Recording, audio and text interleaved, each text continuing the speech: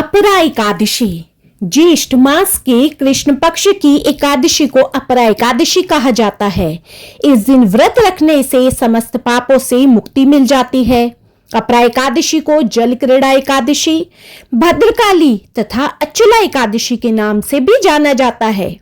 इस एकादशी के दिन भगवान विष्णु और उनके 5वें अवतार वामन श्री की पूजा की जाती है। अब हम जानेंगे अपरा एकादशी व्रत कथा। तो बोली विष्णु भगवान की जय। अपरा या अचला एकादशी की प्रचलित कथा के अनुसार प्राचीन काल में महिध्वज नामक एक धर्मात्मा राजा था। उसका छोटा भाई वज्रध्वज बड़ा ही क्रूर, अधर्मी तथा अन्यायी था। वह अपने बड़े भाई से द्वेष रखता था। उस पापी ने एक दिन रात्रि में अपने बड़े भाई की हत्या करके उसकी देह को एक जंगली पीपल के नीचे गाड़ दिया। इस अकाल मृत्यु से राजा प्रेत आत्मा के रूप में उसी पीपल पर रहने लगा और अनेक उत्पात करने लगा। एक दिन अचानक धौम्य नामक ऋषि उधर से गुजरे।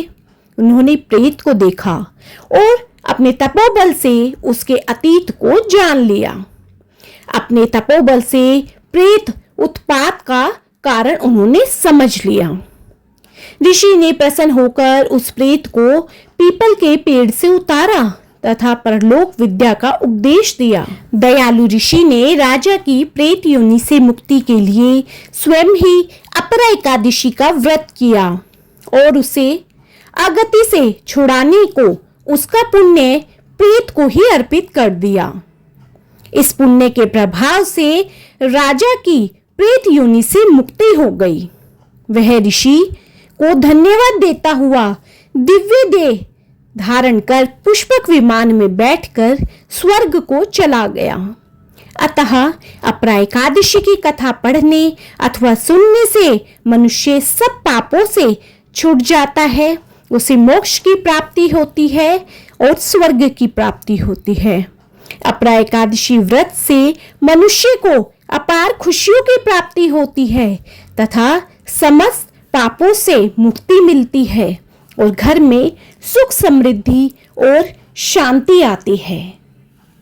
तो बोलो विष्णु भगवान की जय, माँ लक्ष्मी की जय। तो हे विष्णु भगवान जी, जो भी इस कथा को सुन रहा है उसकी भी आप सभी मनोकामनाएं पूर्ण कीजिएगा। बोलो ओम नमो भगवते वासुदेवाय नमः।